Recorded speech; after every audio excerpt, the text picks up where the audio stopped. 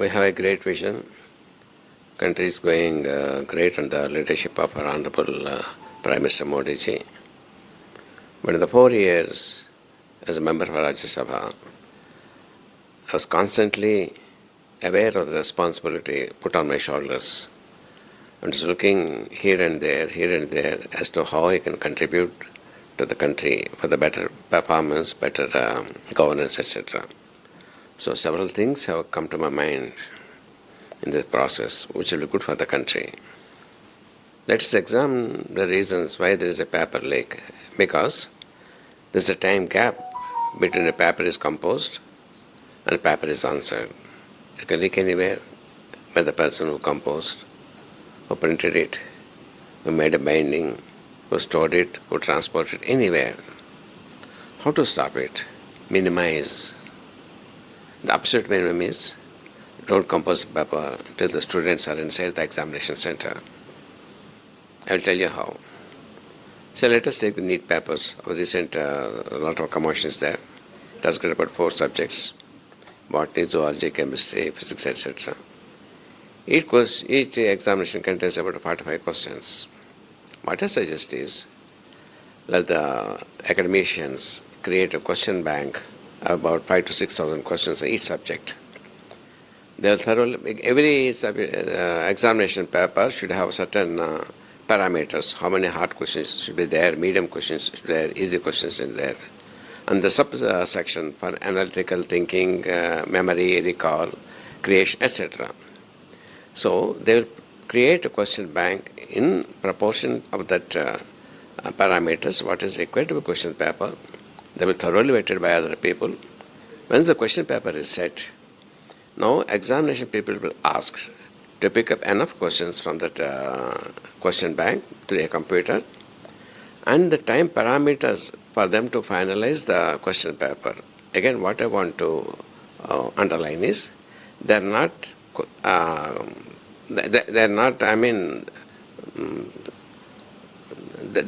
questioning the questions. What they will see is whether the proportion is equally represented or not. One or two people will be there to evaluate the question paper. Let it be done about 50 to 100 times, so that on an average we can know how much time they require. From my point of view, it should not take more than 15 to 20 minutes. Say safe 30 minutes you put it. Now what I propose is, suppose a student has to raise examination at 9 o'clock. You should ask to come to my center by 8 o'clock. Give 10 minutes grace period. They have to surrender all the books, all the phones. Gates are locked firmly. They can locate their seats and they can feel free inside the compound where they should not have any access for phone or books. At 8 o'clock at the Education Secretary office or other dignitary respected person's office, professors of each subject, 2 people will be there. At 8:10,